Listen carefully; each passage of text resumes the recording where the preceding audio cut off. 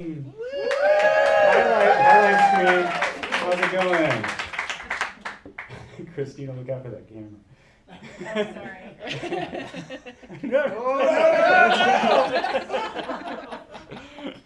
All right, okay. Hi, I'm Warren. Hi, Warren. Whoa. Where's my... Oh, jeez.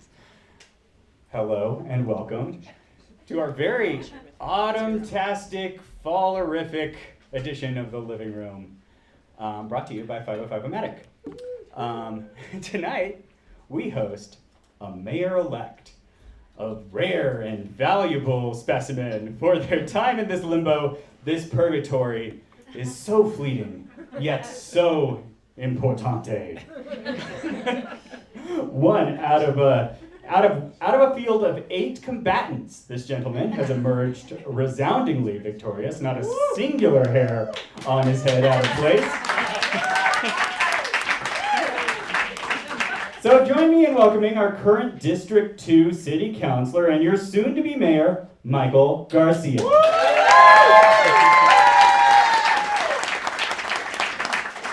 Okay, I gotta do a couple things first here, though.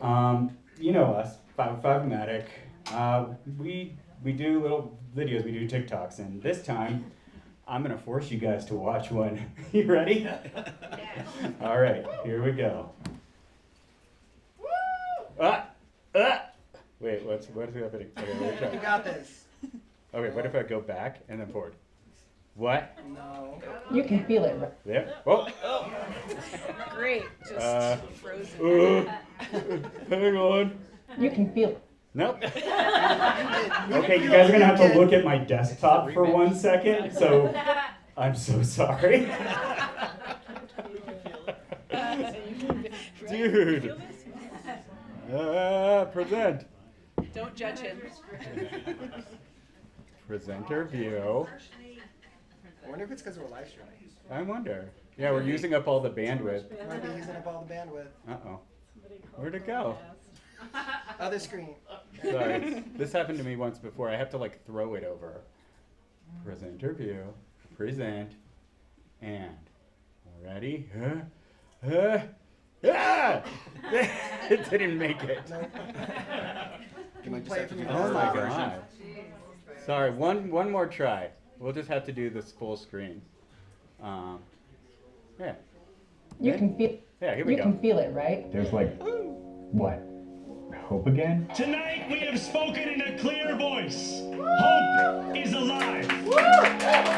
Okay, but how come he got so popular and won? Oh right, he ignored the same old and showed up in personable little internet videos. Speaking directly to the needs of the people. Hey, that kind of sounds familiar. Right now, there's a real referendum happening on the status quo. Folks want to see new ideas. Some momentum. 505-O-Matic is here to do news and information differently. To make short, accessible, But shareable videos, Like this one. To create spaces where we can talk to each other again face to face. to be a transparent, worker-owned, community-centered media outlet. Your stories are our stories. We're affected by the same policies and invested in the same future. We want to know why things are the way they are, and what's preventing us from solving our problems. We believe in accountability for people in power and for ourselves. So we've got 3 ways you can help us grow this movement together.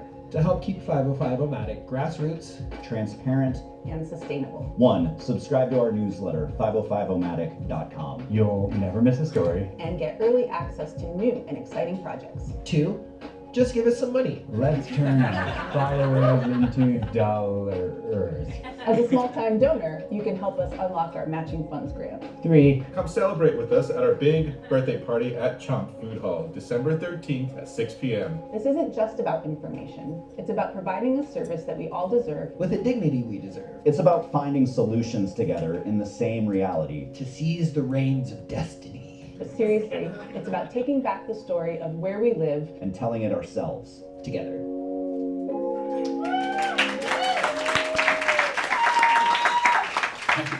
I mean, I have to remember what I was supposed to say. So yeah, we would love to make some money doing this eventually. The whole living wage. But there is one other way you can support us besides those 3 ways. We are selling these limited edition till we sell out of them Cheeks shirts. And so Yeah, look, she got a little microphone in her hand. So yeah, come see any of us after the show. We're very approachable. Don't approach us right now. But yeah, we got these. And yeah, so a couple of announcements. We will not be having a December show because we're having our birthday party and we're going to be super burnt out. But we'll be back on January 22nd. More info on that to come. And yeah, what else am I supposed to say up here? That's it? Scan Okay, these well, let QR me codes. scan these QR codes. Oh, and take a moment to silence your phones, please, if you would. You can also, take video, post to Instagram, Friendster, whatever you guys are doing these days. Yeah, so without further ado, I'll introduce our interrogators. That's Jerome. Hello. Or J. Alex, sorry. It's all good. Katie. Hi. And this is Devin. Hello. All right, let's get started. Guys, take it away. Okay, so first of all, I just want to thank everybody for coming out. This is kind of a dream come true to see people of Santa Fe so invested, involved, and curious about what our mayor-elect is going to do in these exciting and tempestuous times. So thank you all for coming out. And congratulations. Congratulations on becoming mayor-elect. Thank you. Yeah. There we go. Thank you so much. I appreciate it. Yeah, and thank you for taking the time to come talk with us and fielding questions from us and from the audience. Yeah, and thank you all for showing up tonight and those in the virtual space. Welcome. Yay! Excellent. So, so campaigning is one thing. You're on cotton candy dreams. You're a flying squirrel with the clouds. Everything is beauty and hope and optimism. And then comes the hard, dark, gritty reality, asphalt-soaked disappointment of actually governing. And so I have a couple of questions to start with, which basically I would love to know sort of two things.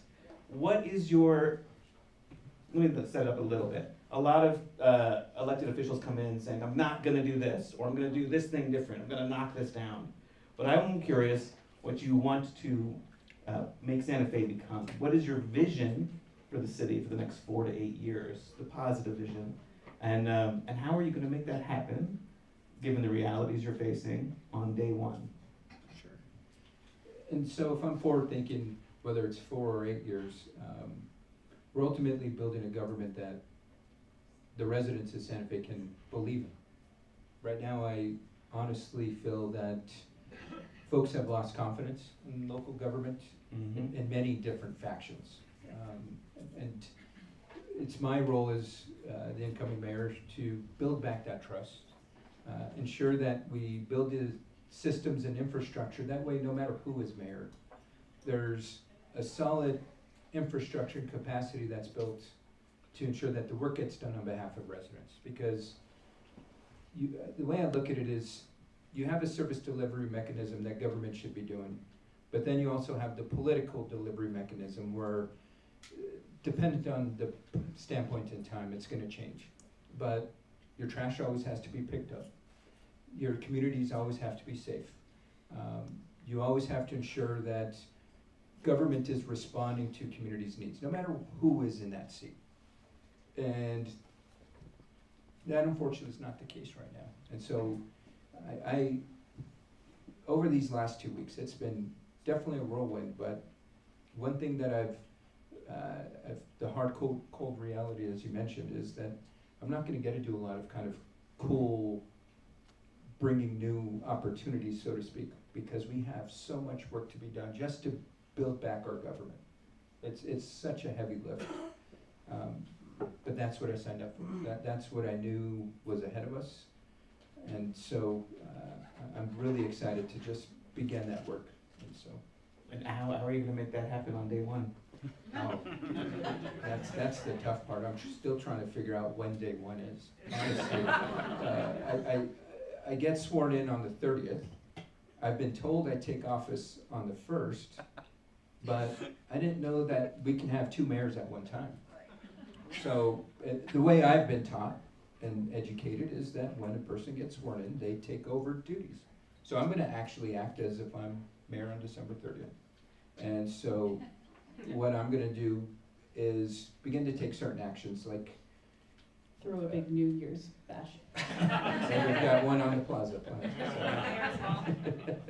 So, but there are initial actions, just symbolic in nature in the sense, reaching out to our colleagues in the county commission and requesting that we have a joint governing body meeting between both bodies, doing the same thing for our school board. I'm still trying to figure out what work needs to be done. I mean, in a typical transition, the current administration would have done a lot of transitional work. I mean, if we look at the current context, Mayor Weber knew since the spring he was not running. Thus, the administration knew that there was going to be an incoming administration come 2026. And there should have been appropriate planning in regards to, well, what is the work that staff is doing now? What is the work that will not be accomplished by the time the new administration comes in? And you hand off transition paperwork, documents, memos, etc. That's not in place. That was not in place, and so I'm starting at square one. So there's no handoff going on? So there is a transition, but it's being led by my team. Okay. And so I'm essentially starting off at a high-level review with, we're gonna be starting that process now in December with department directors and other exempt staff, where we will begin a process of a SWOT analysis. I don't know, for folks that aren't familiar with that, SWOT stands for strength. Let's test it. Yeah, that's right. This is going back to my college days. Strengths, weaknesses, opportunities, and threats. Correct. And so that's very much a high-level, review of organizational information. I should not have to be doing a SWOT analysis first. I should be given that information, but I'm happy to do that. I'm okay with that, honestly, because it allows me to really understand from staff's perspective where they feel their department's strengths, weakness, opportunities, and threats are. Then when I come in, I will do the deeper dive. So that's ultimately what's gonna happen beginning January. I mean, I do have a bit of foresight, so to speak, because I'm a current city councilor. I know some of that information, but there's one misconception is, as a city councilor, we're constantly being told, you're the legislative, stay out of the administrative functions. And so I can only imagine what I'm gonna uncover once I'm on the other side of the fence, so to speak. And so I'm just getting ready and prepped for what I can actually do on day one, because I can't initiate legislation, I can't introduce it. I just found out that due to a new state law, we're having to hold our first governing body meeting later than anticipated. So we're not gonna have our first governing body meeting until mid-January. That's when I'll appoint all the councilors to their committees. So I'm starting a little later than I had hoped, but my plan is to at least begin some symbolic actions, the extension of collaboration. My hope is that I can have somewhat of a symbolic introduction of legislation that will be forthcoming, because I can't officially introduce legislation until the governing body meeting starts. So it's a lot of kind of some symbolism, which I'm okay with, because we'll take the action later, I'm confident. But And what about city staff appointing people to different positions? Are you able to speak to who you're thinking of, who you're keeping on, or who you plan to replace? So we're going through that process right now. So as the mayor, I get appointed what I call the big three: the city manager, city attorney, city clerk. And I'm currently working with the current city manager to begin the process of having the capacity to formally take in applications. I can't just publicly say, send me your resumes to my email, because there's confidentiality stuff involved with job processing and hiring. And so I've got to have a formal avenue for folks to apply. And my hope is by next week that will be set in place and we'll alert the public. Same thing with. Can I ask, how are you gonna alert the public? Because this has been a huge problem with the city. Sure. Yeah. Press release, not only from my side of the administration with the transition team, but we'll do it on the city side, and then I'll ask for y'all to help. I mean, this is a all hands on deck effort, because what I want to do is ensure that we're not withholding information. We're actually encouraging information to be spread out there. So those are the positions that we're gonna begin to hire, that I actually will have the decision-making process in. So you do plan to replace all those positions? So with all three, there's gonna be an open application process. All three folks are welcome to reapply. And if they're the best of the best, then so be it, but and that's gonna be with any position currently, because we also have exempt positions, department director positions that are open. And thankfully, they did not fill those with the current administration process. They waited for me to come on board, and we're, again, gonna begin the hiring process for those positions, such as the Public Works Director. We will have a new police chief.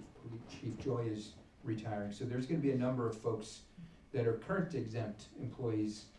Same process, it's gonna be an open process. Folks are gonna probably get tired of us issuing public notices, but I think folks have not gotten that the last 8 years, and so it is what it is. And again, just for full transparency, because this is the way I roll, we had our first transition meeting last Monday. It was me and my two co-chairs, the city manager and the mayor, and we were wrapping up the meeting, and the mayor said, "Hey, the press reached out to me for a comment about this meeting we're having. I didn't know anybody knew we were having this meeting." And I said, "Mr. Mayor, I sent out a press release informing the public that we're having this, and so this is how I operate. And in addition to that, I'm having a press conference after. You're welcome to attend." And so we're gonna involve folks. We're gonna keep folks informed, because that is the way ultimately we as a community hold our government accountable. And I want to ensure that as we're moving forward with whether it's hiring positions, anything that the city's doing, folks feel well informed. Folks feel that they're involved, and ultimately folks feel that they are being represented and their voice is being heard. So speaking of replacements and new people who are coming in, what is your plan to replace yourself on city council? I heard that you're going to have also a public process of some kind. I'm part of District 2. I'm really curious what your plan is for replacing yourself. Sure, and so that's another process that needed to get clarity from the city attorney on, because I didn't know if I had to wait till I was officially sworn in, if I can start that, or if I can start right now. And so the interpretation I got, the opinion, was that I can start the process for that. But again, I've got to have a formal avenue to collect the resumes. I can't, again, just say, "Hey, if you want to replace me, ping me on Facebook, send me, DM me." LinkedIn. We've got to, trust me, folks have tried, folks have sent me letters, but there's gonna be a formal process. What's gonna happen is, I'm gonna take in the resumes. I'm not gonna disqualify folks to say you don't have the criteria, credentials, because they're ultimately, to serve as a counselor, all you gotta do is be 18 years old. And we wanna make sure that folks are eligible to serve. But then, dependent on how many folks ultimately put forth their name, I'm gonna have a public vetting process. Now, if we've got 5 folks, it's gonna be a little easier for me to facilitate that type of process, where it could be a forum. Now, if there's 50, I've gotta be strategic around that, and I'll have to put on my facilitator cap and figure out how I can make that happen, and I feel confident I can. Now, my goal is to, in December, open up that process, because what I want to do as soon as possible, have that person appointed. And so, again, going back off of the timelines, I can't appoint that person until I officially take office. The governing body can't officially confirm them until that first governing body meeting in mid-January. So there's gonna be a gap of about 2 weeks where the District 2 residents only have one counselor. Chaos. It's fun.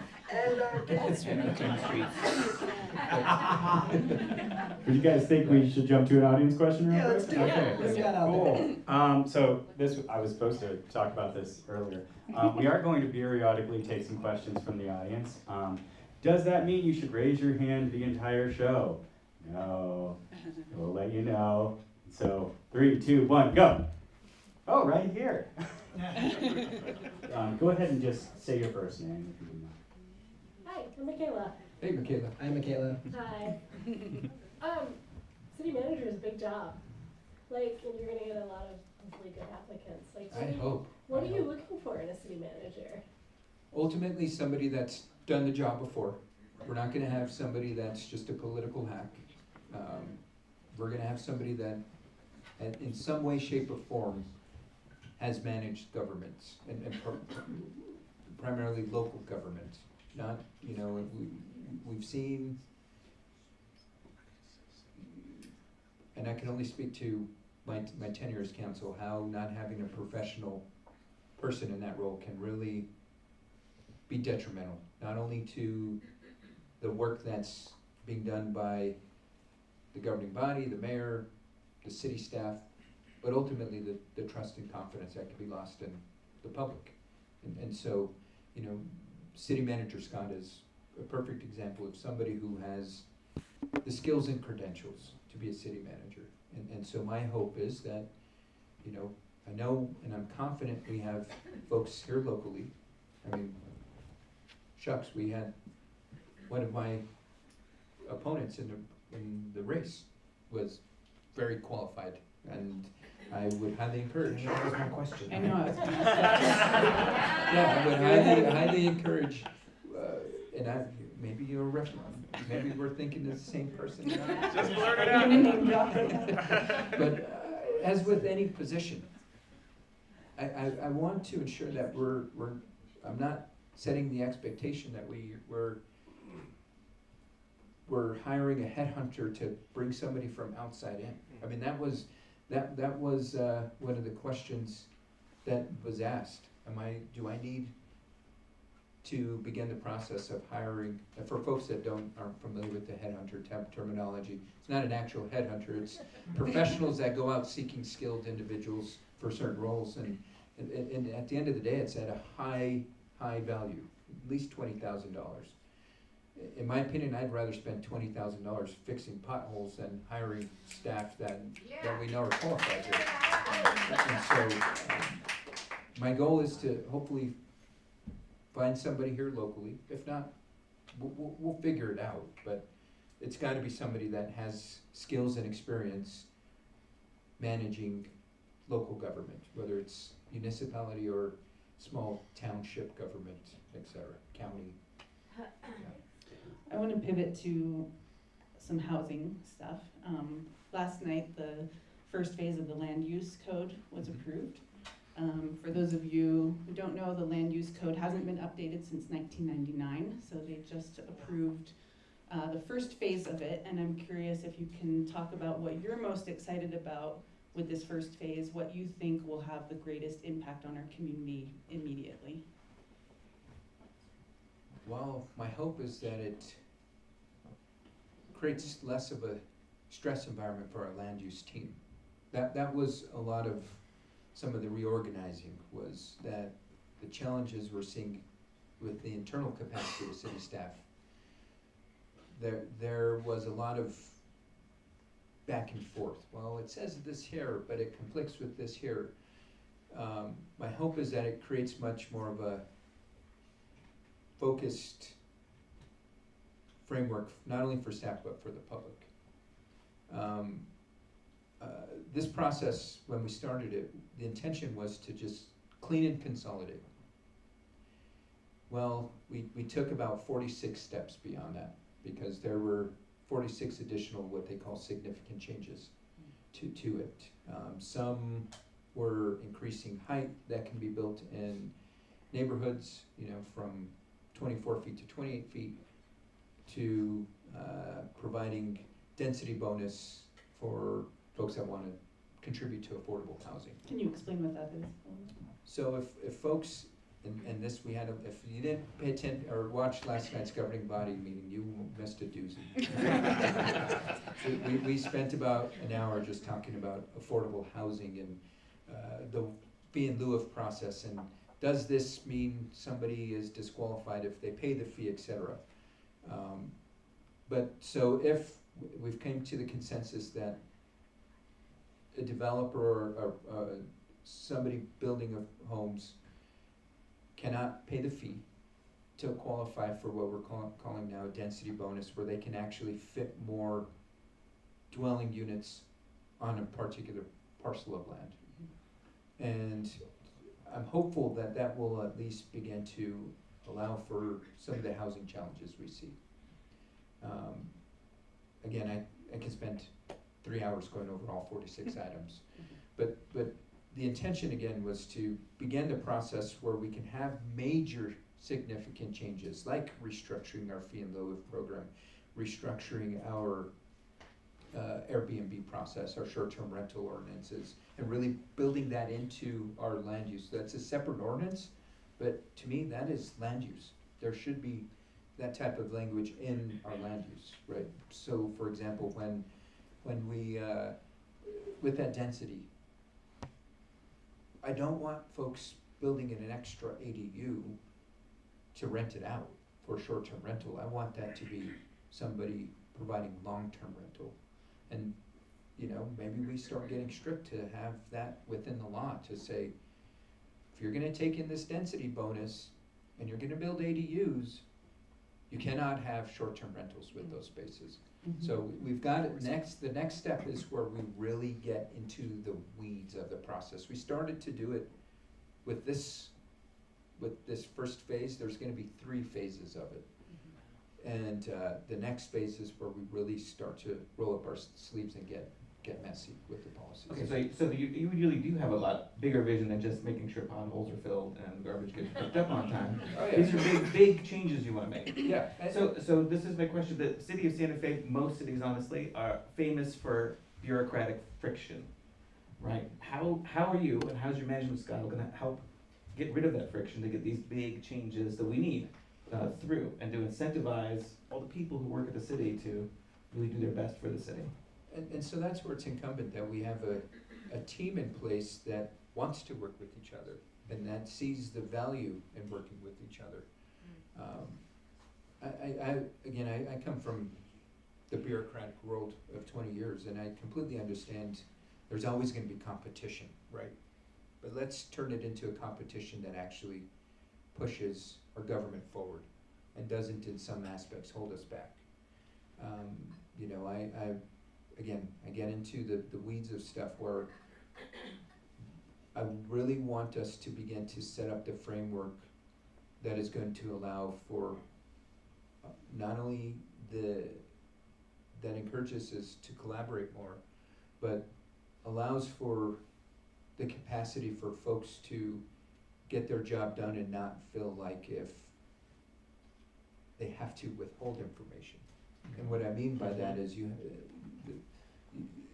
sometimes government promotes the work where an individual keeps all the information within themselves, because then that makes their job more valuable. They're not easily replaceable. We need to get away from that in the sense of creating standard operating procedures and incentivize folks that encourage others' growth. And so doing a lot of work around building up our workforce is going to get us there. I had my first meeting with the department directors on last Thursday morning, because it's all about tone, right? Because I can only imagine the stress that these people in these positions, these exempt positions, are in. I mean, I've been through 4 presidential transitions, and the stress that goes on during a transition is high because folks in most instances, will lose their job because they're exempt. And the new administration will come in and bring in their own team. And one thing that I reiterated to our staff was, my job is to create as least disruption as possible, to ensure that we are holding ourselves accountable, myself included, and that as long as we're getting our job done, folks should not worry about losing their job. Because I think I said something like, well, on day one, I'm not coming in and firing everybody. And somebody then asked the question, well, what about day 2, day 3? And I said, well, you do understand you're exempt, and you can be fired today, that you're not protected. And I want folks to realize that I'm not gonna come in with a mindset of holding that political power over people. That is not how we get jobs done. Because folks then operate out of fear. We're not gonna be operating out of fear, we're gonna be operating out of the philosophy that we are working for y'all. That's our job at the end of the day. And if we're getting the job done for the public, then we deserve to keep our jobs, whether you're exempt or any union, whatever. I mean, if I wasn't doing my job, as the mayor, there's mechanisms to get rid of me through a recall process.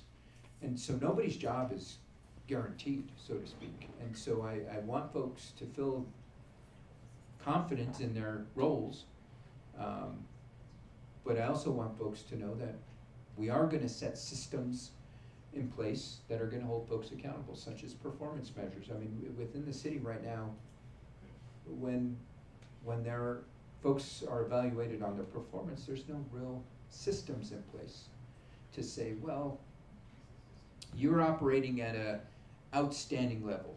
And I'll put it in the context of my federal job. We've got 5 ratings, 1, 2, 3, 4, 5.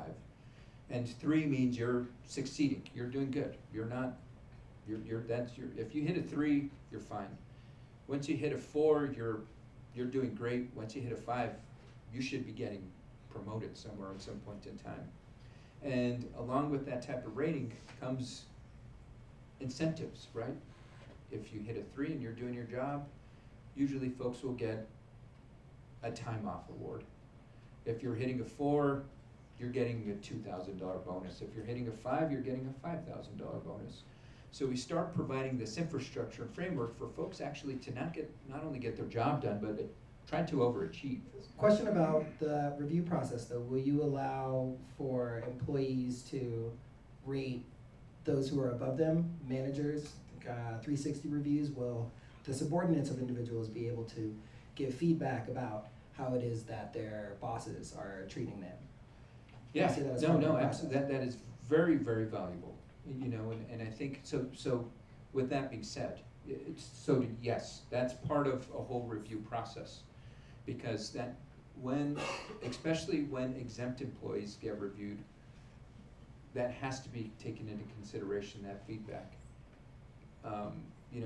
One of the things I'm doing right now with the transition is looking at vacancy rates, and most importantly, part of that process is to look at turnover, because sometimes looking at how much turnover in a particular department can tell a broad story. When you have high turnover, you begin to look deeper. Why? Is it management, or is it because people are retiring? And you start to deeper dive. And my job is to ensure that we have systems in place where employees feel like they can thrive, succeed, and know that management has their back. Because I think that's one thing I want all city staff, whether they're a department director or a first day hire, I want them to know that the mayor has their back as long as they're doing work that benefits the residents of Santa Fe. It's a good moment to pivot to another audience question. Great. Yeah, let's do that.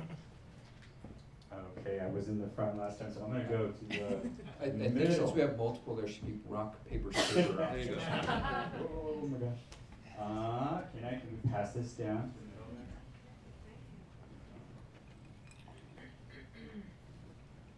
Mr. Mayor-elect, congratulations. Thank you. What's your name?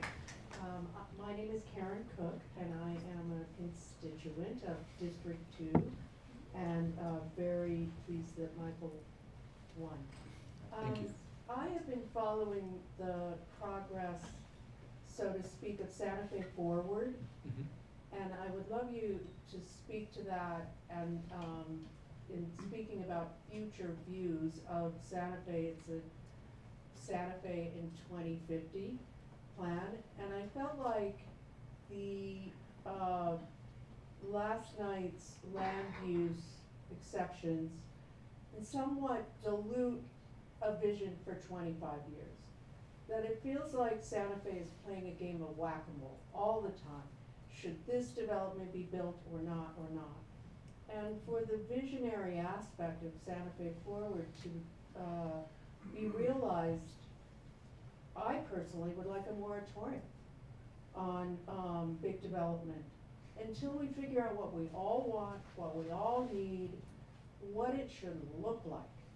Because I Karen, also what's the question you'd like to have answered quickly? talk about Santa Fe Forward, what your vision of it is, and is it possible to figure out what's left in the pipeline and then stop until the vision is complete at Santa Fe Forward? Great, and for folks that might not be familiar with Santa Fe Forward, it's the process of developing our future and land use plan. What we as a community want to look at in regards to how certain areas are zoned, how we, to the questioner's point, how we might want to prohibit development, so to speak. I'll be honest, we got our assessment last night, and that book was probably this thick. So I've got some homework in front of me in regards to what is actually being proposed with the assessment that's currently gone on. Because I think it's incumbent that we get it right. If for folks that don't really have their finger on the pulse of local government, that plan is going to really guide how we as a future grow, not grow, what we want to encourage in regards to development, what we don't want, etc.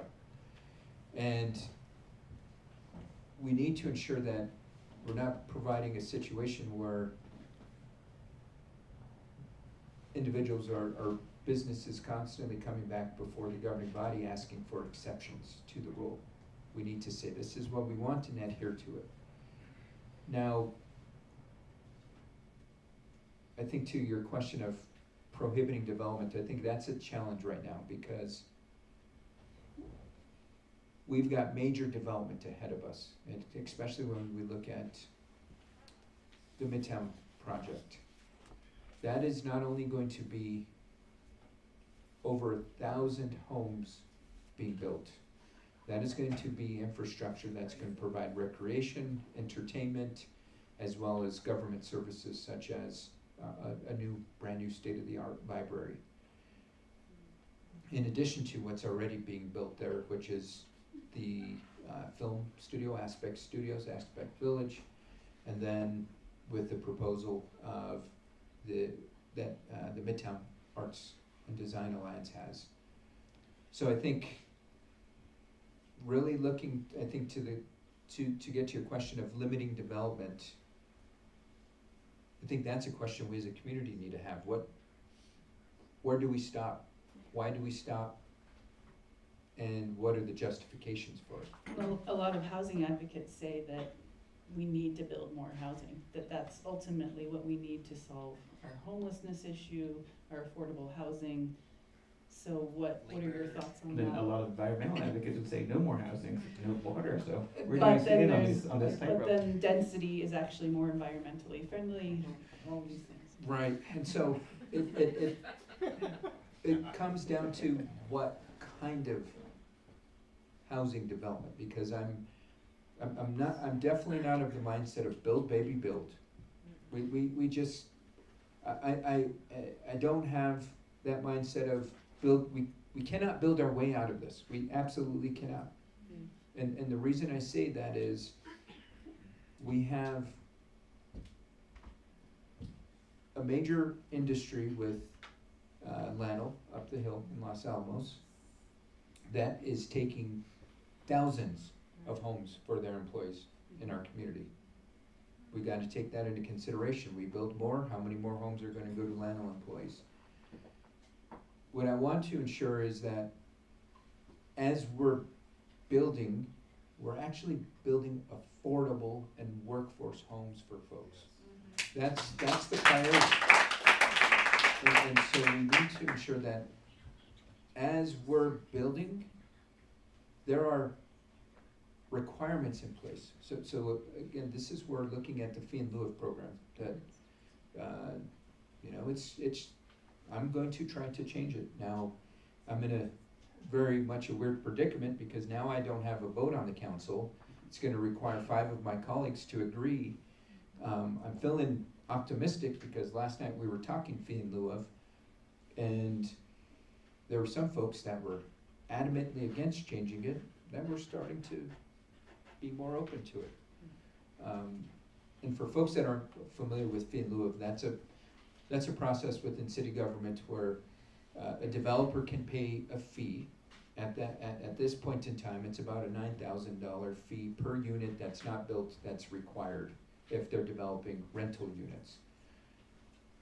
To me, that's not right. The intention around that was about 10 years ago, we were coming out of our economic crisis. Development was sluggish, and we were, folks at the time were hearing that development was stagnant because of the fee in lieu of. It was prohibiting development from happening. People had to develop the units, and it was too cost prohibitive, so we developed the fee in lieu of developing those affordable units. Which is supposed to go into the Affordable Housing Trust. It does, and so if we look at over, and I have not gotten 2024 numbers nor 2025, but from 2016 to 2023, the city brought in about $2.8 million, which is leveraged because it goes into the Affordable Housing Trust Fund. It has to be leveraged 2-for-1, so let's say $9 million. At the end of the day, all said and done, could be leveraged. But that came at the detriment of losing 400 affordable units. So I'm of the mindset right now, we need the units more than the fee. And $10 million, let's be much more liberal. $10 million or 400 units. Right now, I'd take the 400 units over $10 million. Maybe we should move away from housing and talk about some other issues. Yeah, we could do, you know, housing all day. I got a burning question. Okay. So I've got a burning question. This one is near and dear to my heart and many other people. What is your plan for the Soldiers Monument? And are more of our tax dollars going to be spent addressing this controversial historical object? And what are some of your ideas around healing this community, this very controversial, complicated monument? How is it that you'd like to address this center point in the city? Great question. And so the way I look at it, there's two paths that have to be taken. And so I'm going to speak to them differently. Path one is actually determining what happens with the monument itself.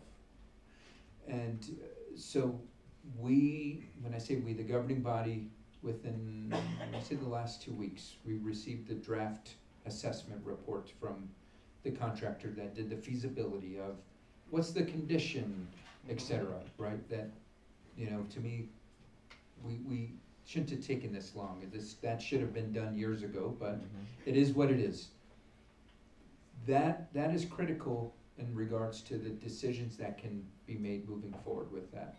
Now, there is another critical component that has still not been taken, which is quite frustrating, which is understanding the feasibility of moving the monument to the cemetery.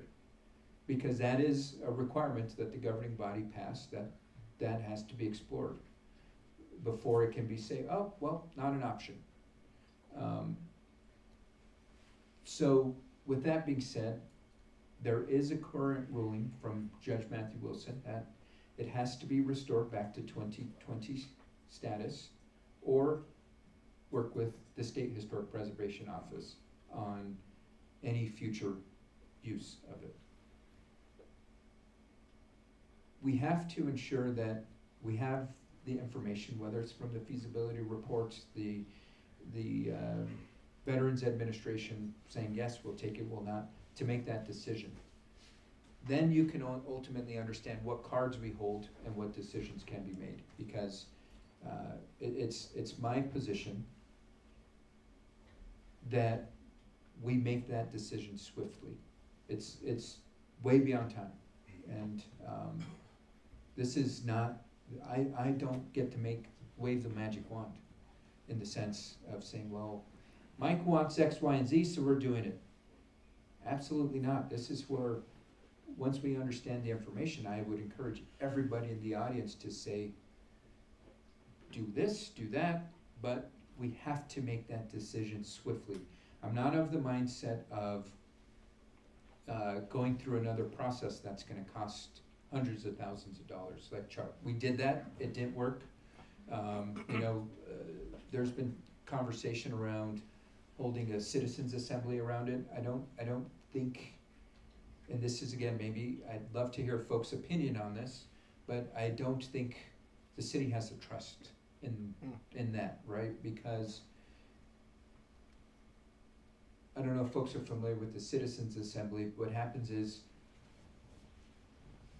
there essentially is a random selection of folks who participate in the decision-making process and present an answer to us, or a solution to a problem. Now, given the history of what we as a community went through with CHART, I don't feel folks would be bought into something like that. And again, if folks feel different, please let me know, because these are the decisions we have to make as a community. Would it be possible to put it up for a vote? Has that been put on the table? It could. I mean, I honestly think you wait.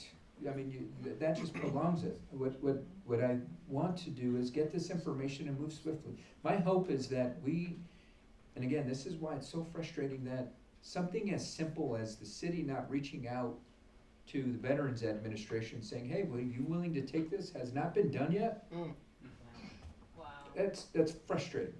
And so my goal is to, and again, I don't want to set timelines, because then I don't want to set false hope or false expectations, but I am committed to getting a decision done, and we as a community, whatever happens, we have to live with it, because one thing is for certain, whatever is decided, we're not going to please everybody. There are still going to be folks that are frustrated. There are folks that are going to applaud it, and we have to just move forward and understand that no matter what is decided, we as a community have to acknowledge why that monument has the history it has, from it being built all the way to the history of the present, all and everything in between, right? It was erected to recognize Union soldiers, but in the present time, we now know that it causes hurt and trauma for members of our community as well. We have to acknowledge that as a community. So, in fact, one acronym I've heard the word thugs thrown at people who were involved in one side or the other of the monument. But a great acronym I heard was thug is a traumatized human unable to grieve. And so what I'm asking about is, how is it that after that Band-Aid is ripped off, what things do you foresee we can do as a community, no matter which way it falls, that we can use to heal and move forward? Not just say move forward, but what are those conversations or forums for us to be able to deal with the complexity of this thing? So that gets to the second path I was talking about. So the path one is the monument itself. That's an object, determining what we do with that object. The bigger part, which is cultural and healing the trauma of our history, that is going to be a decades-long effort. But we don't get over hundreds of years of issues and conflict and trauma over a year process, 2-year process. It's going to take us a generation. But we, you know, using the kind of that analogy of saying, you know, when's the best time to plant a tree? 10 years ago. Well, when's the best time to have these conversations? 10 years ago. And so we need to begin these conversations in a multifaceted approach where there's, you know, an educational approach, there's community conversation approach, but then there's also kind of a celebratory approach of community. Because my hope is that we as a community begin to understand and acknowledge that people have differences of opinions. And it shouldn't be a combative moment. It should be a moment for us to learn and recognize that our perspectives are different, our passions are different, but how do we begin to work together as a community to celebrate all of that? And so, you know, I've had some initial discussions with folks, whether it was through our New Mexico History Museum or scholars. How do we begin this process of having these opportunities to learn, grow, and ultimately be proud of who we are as a community? I think that's one thing that is so remarkable about our region, not only Santa Fe, our region, is that we are so unique in the way that we kind of came together, fought against each other, came together, still fought, and it's back and forth, back and forth, back and forth. And how do we ensure that we can be proud of our history, but acknowledge that we're working towards a united future together? Because ultimately that's what I want our community to come together, is recognize that we're all in this together. We at this point in time owe it to future generations to get it done right, to ensure that we are acknowledging our history, we're not ignoring it, we're not glossing over anything, which is going to require that we have hard conversations that are going to upset folks on different ends of the spectrum. Some in the end of the spectrum where they're you know, grieving, to the other end where folks are frustrated, straight up angry. And that we have to acknowledge that that is okay. That's part of getting through trauma. Yes, and we come together.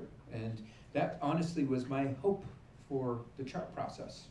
But the chart process turned into this whole art-making endeavor that did not talk about our history, did not have these critical conversations, and most importantly, did not really begin to focus folks and harness the energy around critical conversations around the monument. We didn't do that, and we need to ensure that we're working towards a process that is, again, going to go down both paths. Addressing the monument, but also addressing that there's some critical conversations that need to be had in our community. Should we go to an audience? Yeah.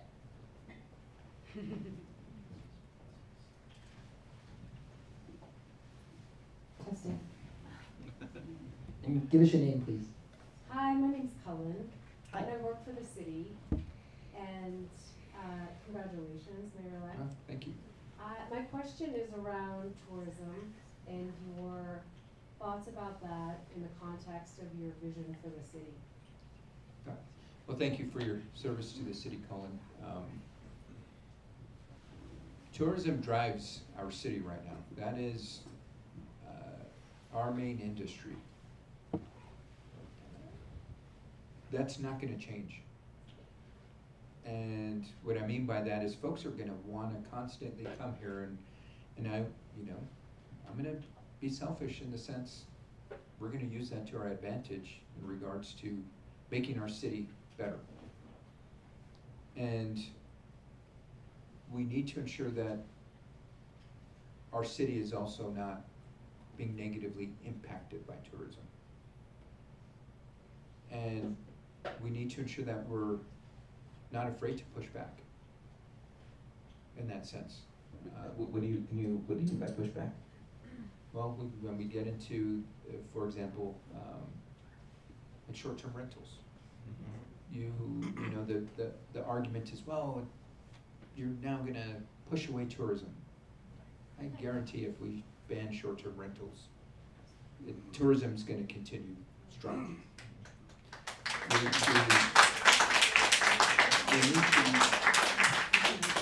We need to ensure that we are not afraid to fight for the folks that live here every single day, and notice and recognize that has to work in harmony. And so I'm somebody, and Director Randall, he's not gonna like me saying this, but I'll be his boss soon. We get a lot of money for tourism. There's a lot of resources in his tourism budget, and how can we look at having that in budget help the rest of our community? And so I think there's justifications that can be made. And so, do you have specific ideas of bold ideas on how to use tourism dollars? by beautifying our community. I mean, I think parks, I mean, our roads, I mean, our visitors don't just plop in on a drone and don't use any of the amenities throughout our entire city. And especially in, you know, major tourism seasons, we've got hotels up and down the Ceres Road corridor. So I think this is where we can be creative without breaking laws. to ensure that we're utilizing city resources to the best ability we can. Workforce development for youth.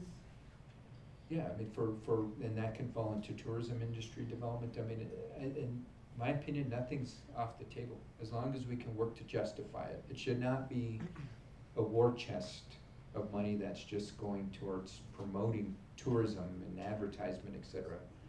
And so I think this is where, again, these are conversations that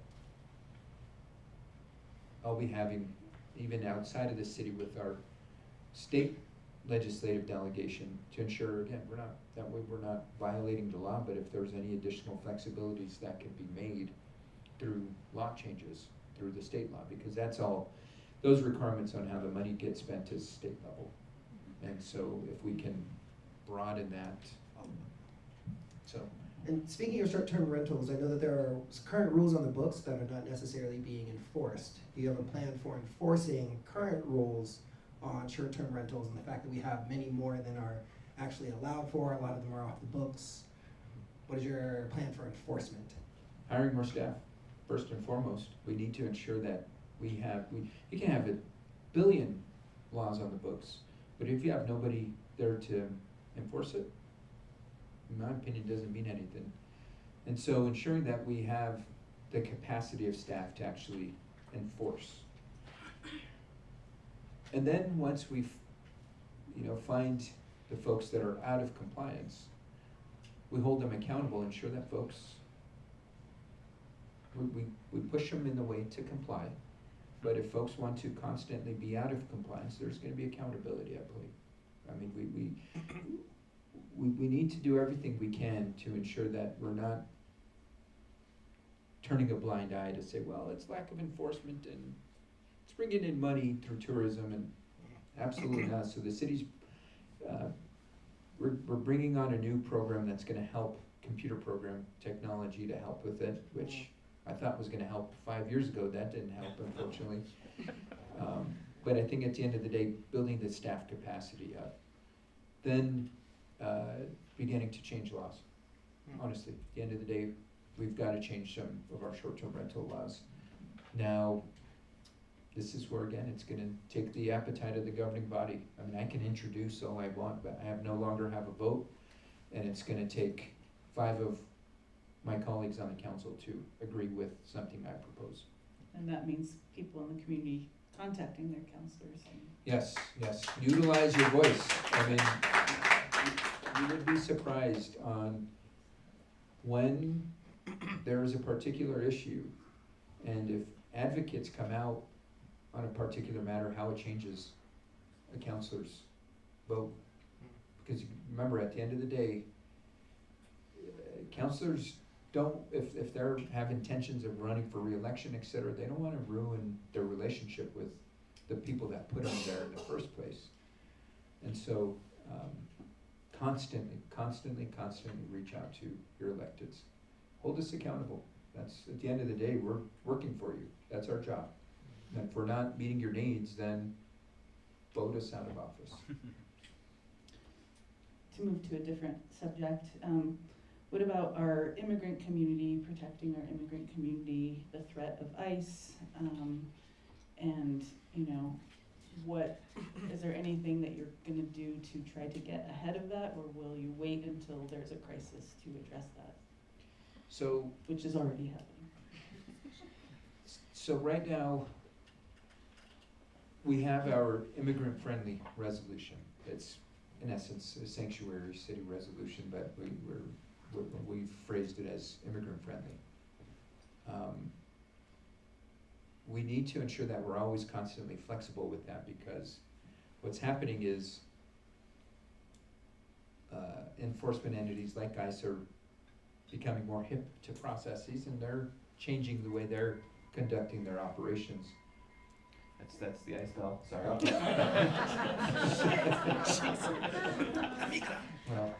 Not the ice cream truck. but one thing that we're gonna be doing, and again, I hope there's a will of the governing body to do it, is ensure that we're working towards providing more protections for everybody in our community, because these are civil rights at the end of the day. It's, yes, they're immigrant rights, but they're civil rights that are gonna protect us all as a community. And so having laws in place that require, whether it's ICE or any law enforcement entity, to have clear, identifiable information, whether it's a badge number, et cetera. But, there needs to be accountability at play, because, you know, if you know, an ICE agent came in here and picked you up and swooped you out, we want to be able to say it was, you know, Agent XYZ and they looked like this. That way we can hold folks accountable at the end of the day. With your new police chief, how will you interface with the local police department to deal with these kind of raids and interferences? So interference is not the right word. Assaults.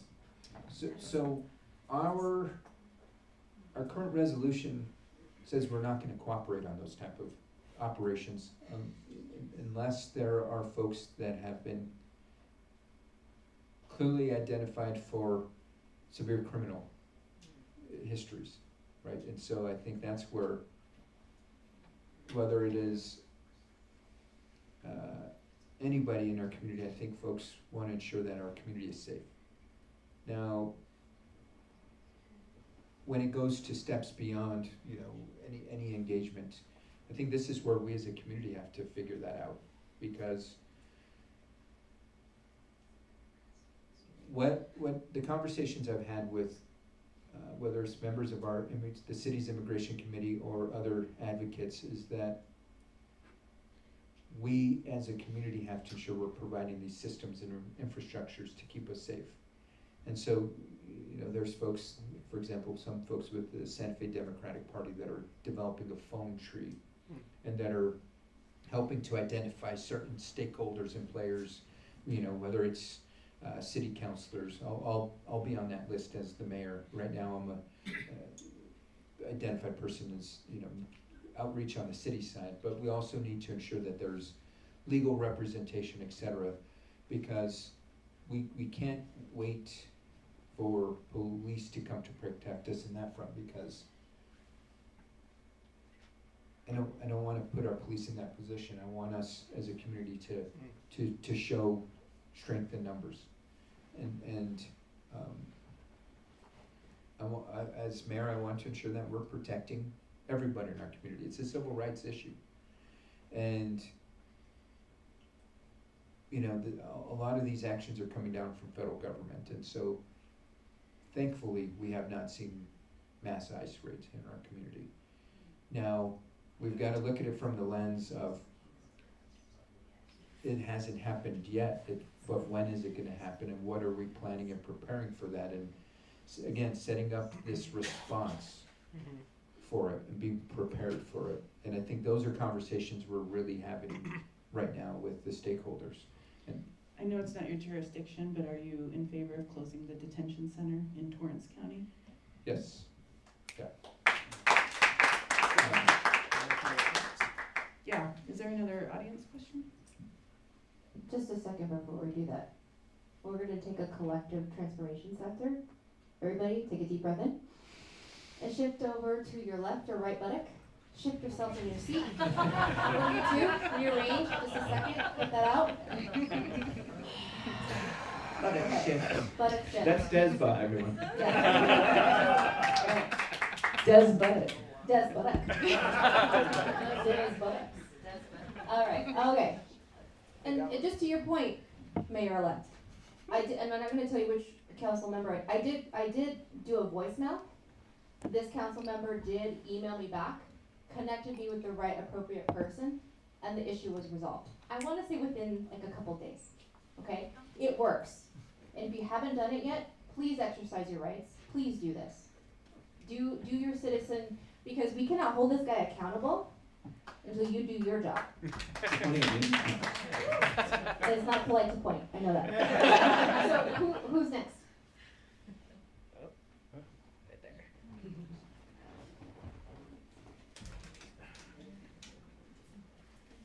Mayor-elect Garcia. What's your name? I'm really pleased to address you as such. Your name? Oh, my name's Mike Harris. Former councilor Mike Harris. But, so the question I have is really kind of specific, and maybe we'll get, probably we'll get to your priorities. And this has to do with what most of us read in New Mexican the other day about the capital outlay request to the legislature and how that broke down, and particularly the fact that Tierra Contenta was not on the list. You know, Tierra Contenta, you know, we've talked about housing ad nauseum is the phrase I use, because that's pretty much what's happened. So here we've got Tierra Contenta. It is in fact shovel ready. Engineering drawings are ready. HomeWise struck a deal with the city as master developer. There's been most of the money has already been in place, either from the state of New Mexico or others. And so there is a hurdle, and would you support shifting the priorities in terms of the request to the legislature to really get some money and get Tierra Contenta underway, which I think most people know will, you know, eventually deliver 1,500 homes, and in fairly short order. So the question is, are you in favor of the changing capital outlay for Tierra Contenta? Yeah. So, but I mean, you know, there's Oh, different that's ways to it. That's all you. Yeah. Yeah, no, and I definitely get your question, Councilor Harris. Yes, so one thing I do want to clear up, because I had a lengthy call with our lobbyist. I think it was the morning after that newspaper article came out. The one thing that the newspaper got wrong was it is on our list. It's just not on our top 5. And so the way, to give you a kind of a bit of civics, the way that the city goes about getting money for certain projects is we create what's called our capital infrastructure request list, right? And it's I think like 4 pages of projects. And it is in a ranking process, 1, 2, 3, 4, I think up to like 70 or 80. And then what happens is the top 5 from that list are taken into a separate resolution, which the governing body is now taking into consideration, which is essentially our lobbyists' kind of working sheet. And that is the request that the lobbyist is to work off for that entire legislative session. It covers everything from capital requests to advocating for, pro-choice rights and et cetera. And so because it wasn't on that top 5 doesn't mean it's not on our list to be funded. Now, to get to your question, Councilor Harris, yes, I think, if folks feel like that money can be there to get it done, let's get it done.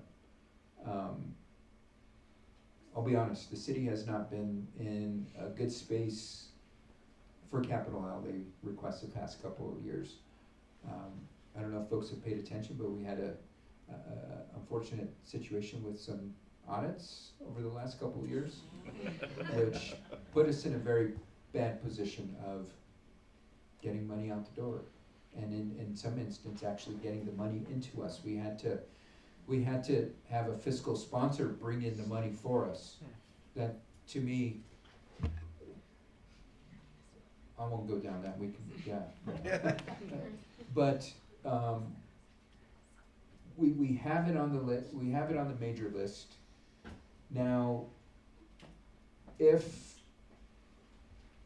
Mr. Lofton feels that the money is gonna be there, I'm willing to do it. But I think we've got things on that list like $10 million for the infrastructure that's needed for Midtown, $10 million to help with a homeless shelter, some money for a fire department. So again, I look at that top 5 list, and one thing I've learned is, yes, that it looks good, but it's on the top 5, but that doesn't mean we couldn't go anything outside of that, as long as it's on the bigger list. So I have hope, Mike, and I think my bigger concern of what was there is that the city couldn't be the fiscal sponsor for it based on the city attorney's opinion, which my opinion differs from the city attorney. I think that was the bigger issue there. Not that it wasn't kind of on the list, because I had to recheck. It's on the list. The bigger issue is, could we bring in the money based off the city attorney's opinion? And I think that's where, again, we'll have a different city attorney in January. And it's not because I'm getting rid of her, because she said she's going on a sabbatical, or I think a Fulbright scholarship. So it'll be up to a different city attorney to opine, and we'll move forward. So I think, but I agree, that's, to put it in the context of the 1,500 homes that will be built in Tierra Contenta, over 500 will be affordable. Over 500. So it's critical we get that done. I mean, and so it's a perfect example of, we should not be waiting for the state legislature to give us money. We've got our Affordable Housing Trust Fund that can be funding these projects.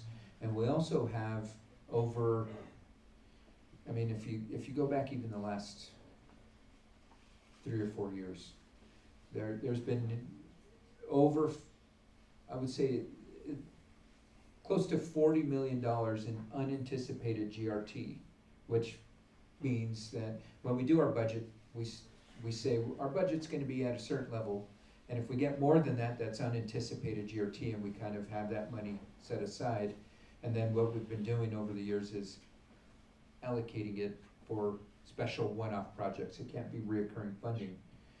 I would consider that type of project a one-off project that would qualify for that. And so my vision is that we begin to utilize our streams of revenue, like the Affordable Housing Trust Fund, to build not only the infrastructure, but the homes that are needed. Ding, ding, ding, ding. Time check. We about 10 more minutes before Mayor-elect Mike is well done for us grilling him. Oh, so I have one I wanted to get in. A lot of people ask something related to this, but talking about crises that are unfolding and are going to be happening to us. And then people are thinking about forest fires in the mountains, destruction of our watershed, pollution from Los Alamos, and chaos from the federal government. There's not a lot you can do about that, but as mayor, we can do some things. What can you do, and how would you prepare the city for these crises that are going to come to us? So you know, and there's, again, it's not if they happen, it's when they happen, because it's only time, right? And I think even if you look at some of the incidences of just over the summer of the flooding, right? Our infrastructure is not built to handle the heavy amount of rains we've seen over the past couple of years, and it's coming more frequently. And so I look at it as an opportunity for us to really understand the weaknesses on all fronts, whether it's flooding, fire mitigation, drought. How do we begin to plan and prepare for when the events occur? You know, when it comes to wildfire mitigation, I feel it's our responsibility to do everything we can to mitigate a wildfire from coming into the city. You know, folks might have the mindset, well, I live in the inner city and I don't live on the mountain, it won't impact me. Have folks not seen what happened in California? Have folks not seen what happened in Hawaii?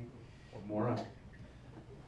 Mora is a bit different there because they're rural, but wildfire travels into cities all the time. And so it's our responsibility to have a strong fire line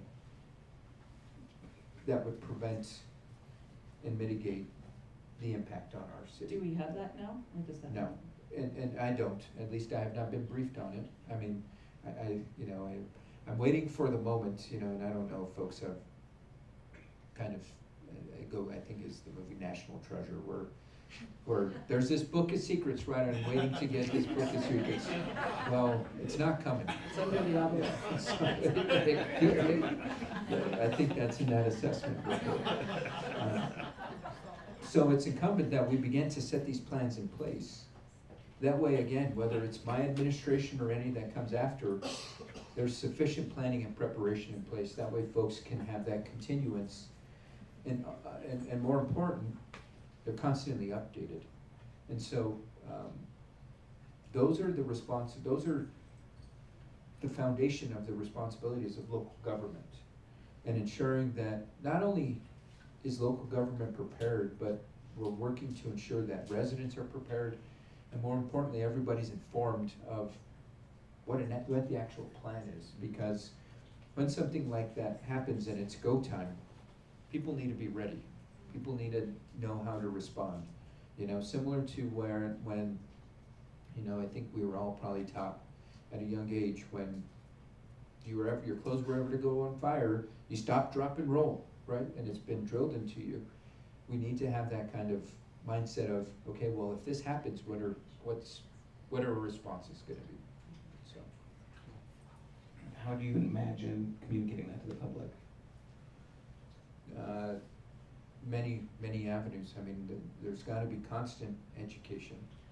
There's gotta be avenues where folks know they can get dedicated information. You know, that's where having a website or other avenues such as in public trainings, recordings, etc. But ensuring that the information is readily available for residents.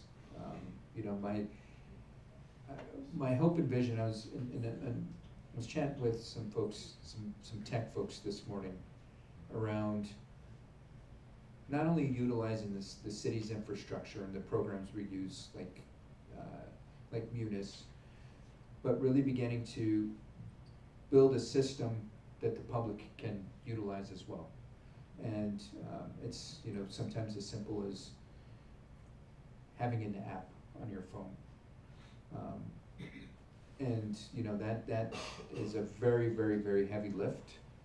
It's sometimes very expensive, but that is the way we as a society operate nowadays. And so really beginning to look at how we begin to take government to the people.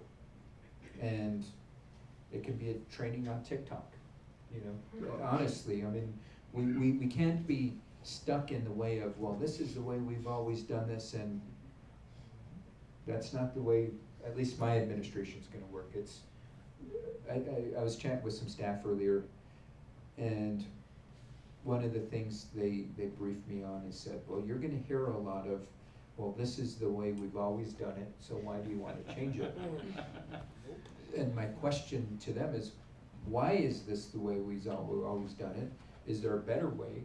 And is there a way that's gonna make your job a lot more easy? And so just beginning to reshift and have folks revision that it doesn't always have to be the same way, right? Because if that was the case, you know, we'd be still conducting practices that are very archaic, using technology that we'd still be watching Betamax videos, right? Whoa! You know that. Does that mean you're open to future Q&As like this? Yeah, no, I mean, and so on that context, you know, and I don't know if I did mention this during the forum I did with y'all, but I'm creating what I'm calling a kitchen cabinet, whether it's kind of more semi-formal engagements like this, one-off conversations, more formal, actual data pulling conversations, town hall conversations. I want to ensure that I'm accessible and I'm ultimately responding to residents' needs. And so you got to, you know, your question, what are you doing on day one? You know, day one, we're opening a Southside Mayor's office. That's happening. And you know, we need to ensure that government is accessible, you know, and I would call y'all, press, whether you fall into that category, I would say that. So I encourage you to come to what is gonna be my weekly press hours, right, where I'm going to be. Ooh, office hours. I'm just gonna be there, you know, I'm not gonna hide behind a door and respond to press inquiries via statements. I'm gonna, at minimum, have these opportunities where I'm fair game, man, to ask any questions, whether it's the hot burning topic of the moment or whatever it is. I mean, I want to ensure that the residents of Santa Fe know, at least that I'm trying to do my best to listen and, more importantly, learn and hear from residents. Because it's, sure, I'm in the seat. I have the fancy title of mayor, but my job is not successful unless I'm meeting your needs. And the only way I get that job done is by listening and learning from y'all. And so. I feel it's very, I mean, I feel very guilty because I like to listen. We got so many questions for you. I mean, we only got like 10% of them, so I'm glad we'll be able to ask you more in the future. You guys wanna go for 10 more minutes? I mean, We can do that. No, I also wanna mention that, you know, we wanna keep this party going. In fact, the management here has informed us that Milk of the Poppy is gonna be open to us if you all wanna head over there. Yeah.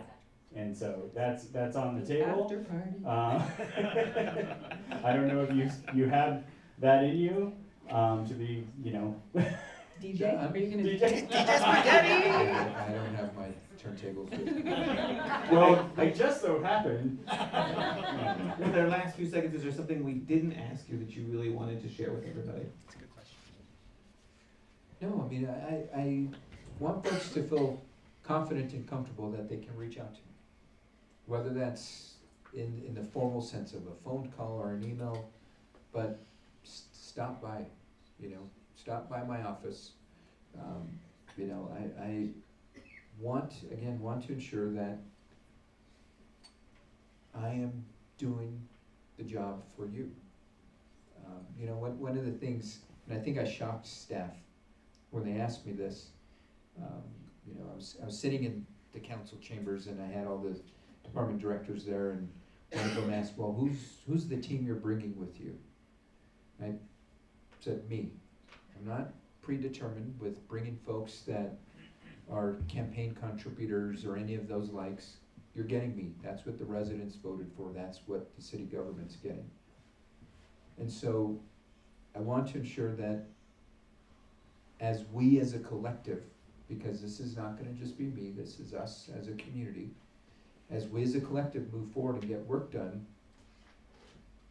that we acknowledge our successes, but more importantly, we acknowledge where we have more work to get done.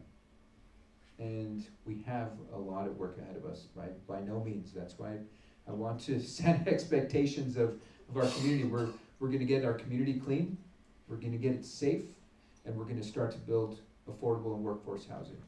Anything above that, let's call it a blessing, but that in itself are huge, huge tasks because of the challenges that have not been done over the last 8 years. And this is, I'm not trying to point faults out to Mayor Weber. I just have a different vision. I want to ensure that residents, no matter what side of town you live on, no matter your demographic, that you know that not only your mayor, but your city government is working to make your life better. At the end of the day, that's all local government's supposed to do, is make sure your life is better. We leave the bigger, broader aspirations of, you know, kind of higher office. My job as mayor is to ensure that your life can be at the highest quality level possible. You know, so I think, I don't know if I mentioned this, day one, whatever day that is, the 30th or the 1st. It's today. I'm sending a formal request to our county commission to hold a joint session so we can begin to determine cadence for future joint sessions. Same thing with our school board, because again, the issues that are in front of us are not just city, they're not just county, they're not just school, they're issues that impact all of us. And once we begin to start getting in alignment, we can then begin to determine how our resources can be best leveraged for the residents of Santa Fe. I mean, that's, at the end of the day, I want folks to be happy. I want folks to feel safe. And I want folks to know that they're gonna have somebody in a mayor that is, you know, not gonna take no for an answer. I mean, if folks didn't follow me as a counselor, I didn't take no as an answer. I fought. And that fire's not going away. It's only gonna be more amplified because now I have more access. You know, one thing, and this is, please don't take this as a disrespect to anybody that's kind of reached out over the last 2 weeks, but you know, I never knew how popular a mayor was, in the sense everybody now wants to meet with me and engage with me, and I love it, but this is not a one-way street. This is a partnership. This is, I am going to be somebody that is not gonna allow for residents to be taken advantage of. And if that means, you know, falling into bad graces with certain industries, well, as long as I'm working in the best interest of residents, or at least I feel I am, happy to do so. I mean, because we're not gonna be taken advantage of. Thank you so much. All right, I think we're wrapping up. Any last words, Warren? Yeah, I mean, just visit us out in the lobby here. We're going to be selling some t-shirts and stickers, which are great. You can put them everywhere. Yeah, and, you know, we got this birthday party coming up. We've got a matching funds grant. No one can see me because I'm in the shadow. I just realized. And, yeah, just come up and talk to us and, you know, come hang out at Milk with the Poppy.